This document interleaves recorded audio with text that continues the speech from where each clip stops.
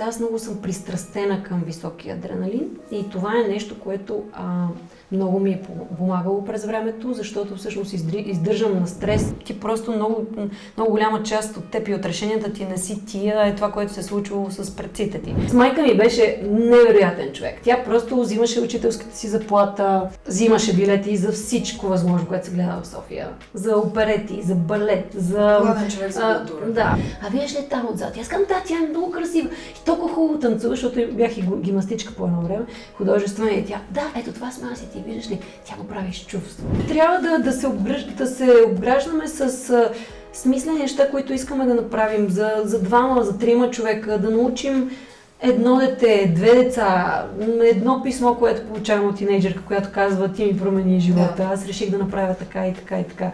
Трябва да има силни мъже, смели, достойни. Rising Star Production представя твоята история. Истина. Път. Вяра. Мечта. Връзка. Свобода. Вдъхновение. Борба. Смелост. Всичко това, което си ти сега. Разкажи ми. Днеска съм решила по по-различен начин да представя моя гост, защото абсолютно ще издишам по всякакъв начин, ако се опитам да сложа моите етикети като водещ.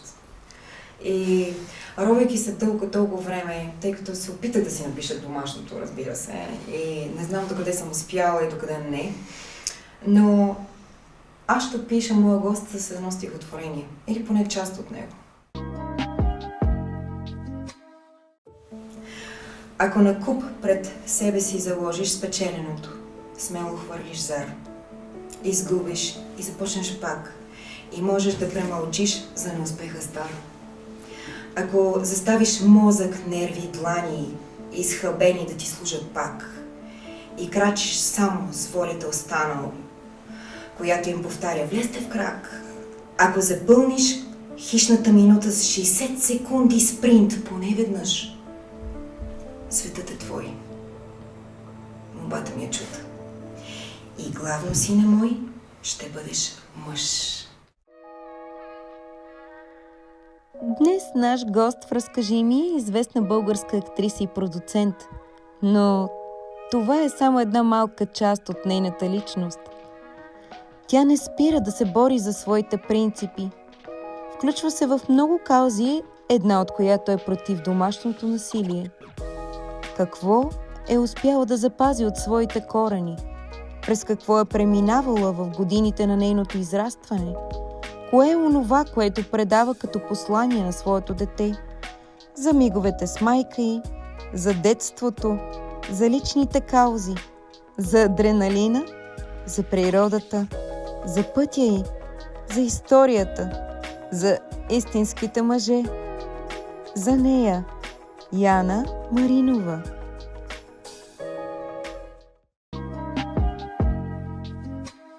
Кажи ми, какво е според теб да си мъж? Точно за това харесвам Редър Киплинг. Да. Точно за това ме изгради книга за джунглата като малка. Майка ми казваше Маугли. Точно за това винаги съм си представила какъв би трябвало да е този мъж, който е идеалния в съзнанието ми още от малко, който да съчетава Атос, Д'Артанян, в същото време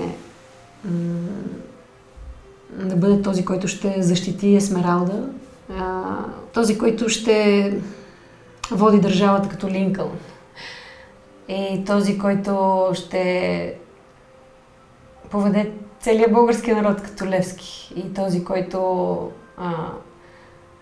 ще бъде готов 1000 пъти да умре и спрямо от Левски да не успее до важния момент, Ботев. И идеалният мъж е нещо между тези хора, които изброих и още много, много, много други примери, които няма да ми стигне въобще един или два дена, за да ги изреждам и да разказвам техни истории.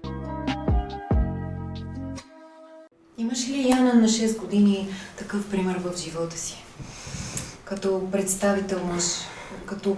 Никога. Никога. Никога. Затова ли си толкова борбена всъщност? Да, за съжаление, това в днешно време започва да ми играе малко лоша шега, обаче като един човек, който е научен да експериментира и въобще да има богато въображение, аз ще намеря леки за това. Но в един момент просто в тинейджърството си разбрах, че специално в този живот, в който живея, наоколо няма такива хора и няма такива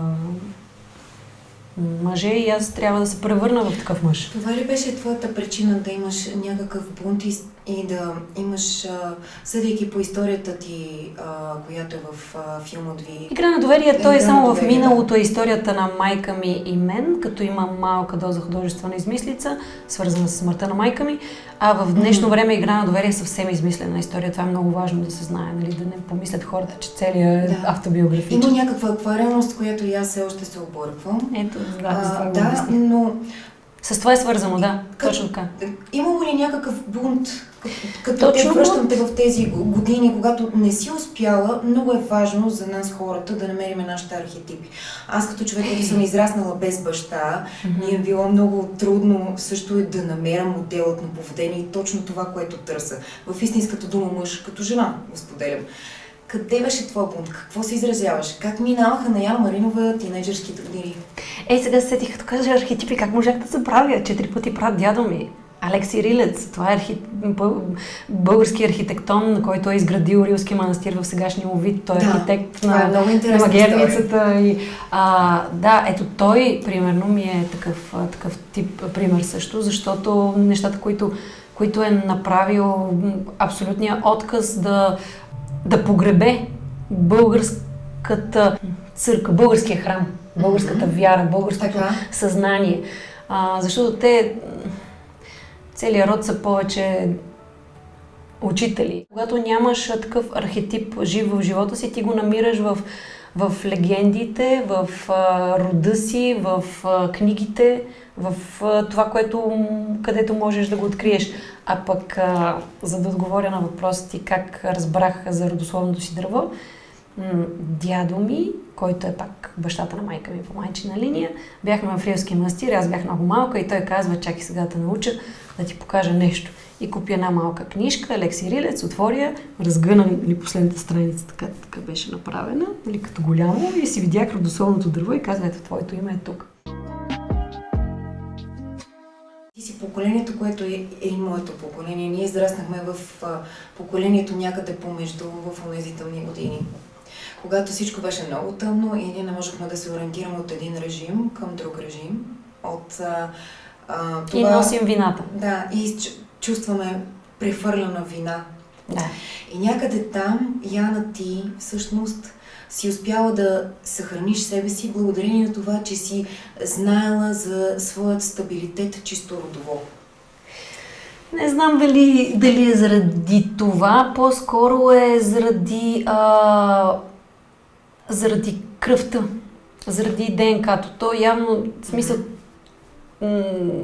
научно е много по-лесно обяснено, обаче то се предава, той като кръв, ти просто много голяма част от теб и от решенията ти не си тия, е това, което се е случило с предците ти.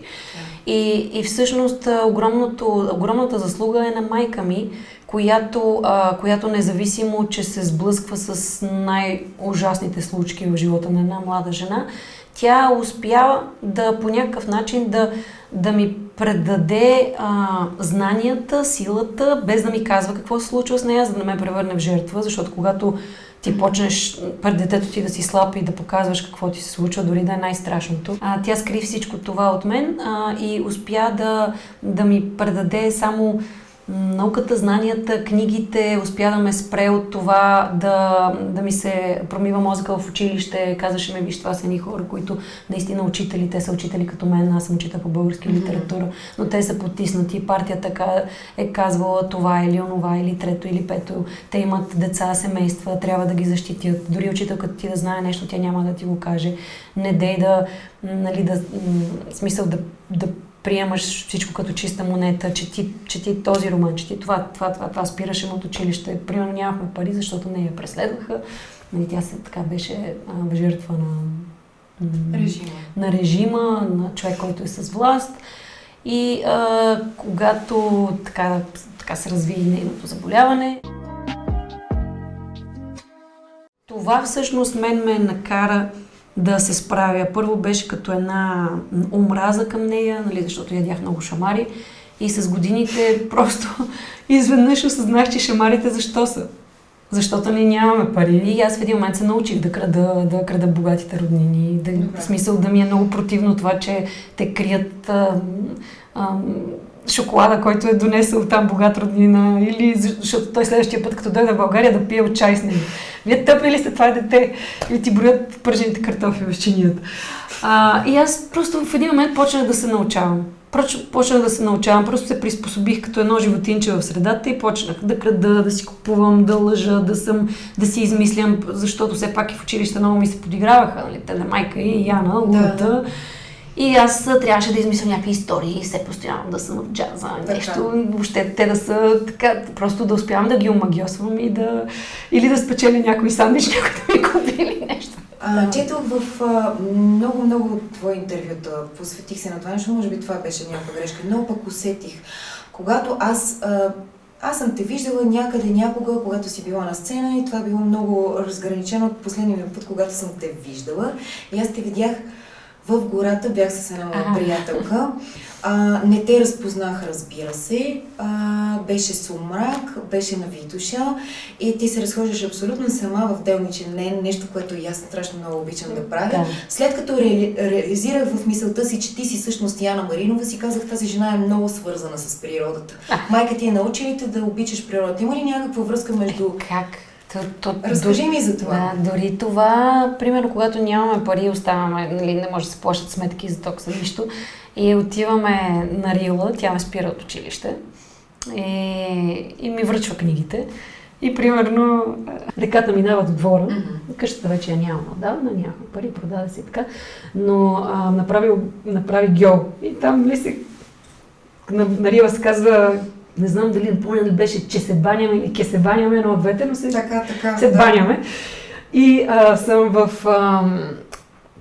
в гьола с една въдица и те всичките момчета идват да ми помогат, защото знаят, че нямаме пари, че сме гладни, нали, да ловят ми риба. Прибирам се аз с рибата, която никога, нали, беляци и мрени.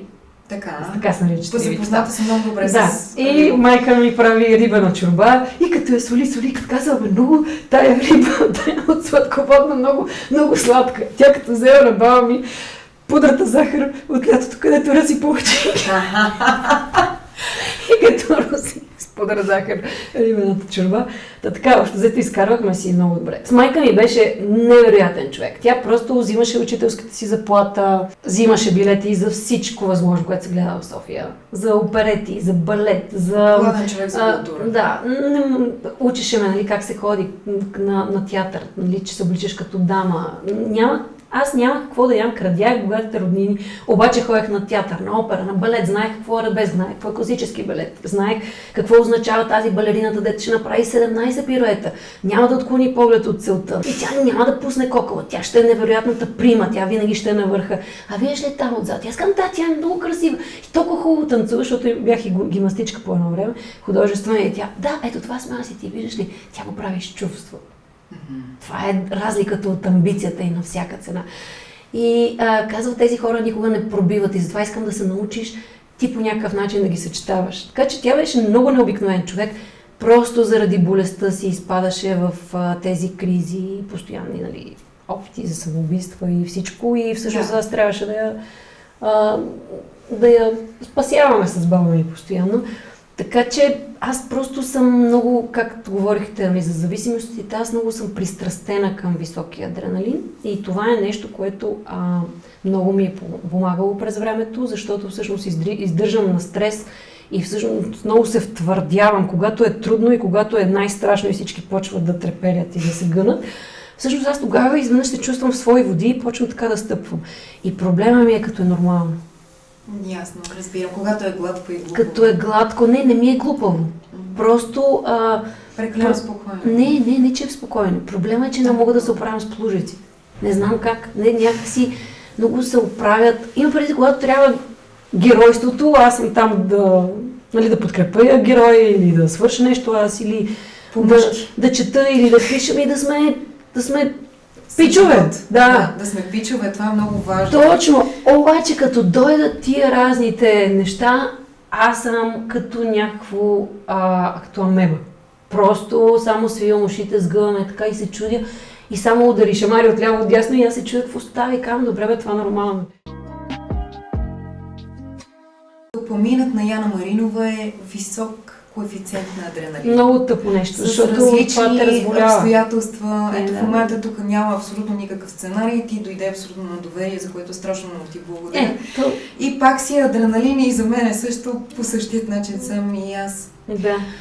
Но трябва да това е много важно. Просто всички хора, които са такива, защото те не са малко в България, трябва да се лекуваме. Трябва много... Какво се лекуваш? Кое най-много те е страх? Като останеш сама със себе си, от кое най-много те е страх? От това да не отида да взема на картечница и да ги разстрелям всички. А кой би те накарал да разстреляш всичките? Това всичко, което се случва. Което не се случва по-скоро, защото ти не обичаш плужици. Просто трябва да се обграждаме с смислени неща, които искаме да направим за двама, за трима човека, да научим едно дете, две деца, едно писмо, което получавам от тинейджерка, която казва, ти ми промени живота, аз реших да направя така и така и така. Приятел, който срещаш, любимите хора, ето това е много важно и то ни се случва. Ние го имаме в изобилие, аз смея да твърдя, благодаря и на себе си, на съдбата и на всичко, което представлява квантовата физика, Господ или природата, който както иска да го нарича. Но съм благодарна, че успях да издържа, да не залитна към плужиците. Кои са нещата, които си наследила? Трансфера си ти между майка ти и твоето дете. Ти имаш син, нали така? Да. Кои са нещата, които успяваш да предадеш на твоето дете от майка ти? Всичките тези, които са неразрушителните и всичките демони се опитвам да му постоянно през годините опитвах да му обяснявам колко е важно да знае, че ги има и че те в един момент ще го застигнат и ще го нападнат и че ще се почувства по този начин и че колко е важно да знае, че това е илюзорно, че всъщност ти се чувстваш така, но има решение. Има решение да се намираш с други такива хора, които са смислени и които се борят и да не се съобразяваш с резултата. Ето това се опитвам да му обясня. Няма никакво значение. Ти правиш каквото трябва, ако е твоето време. Ако така през поколенията сме успяли да слагаме спирачки на страданието, на насилието и е дошло, ти ще го имаш този живот с размах.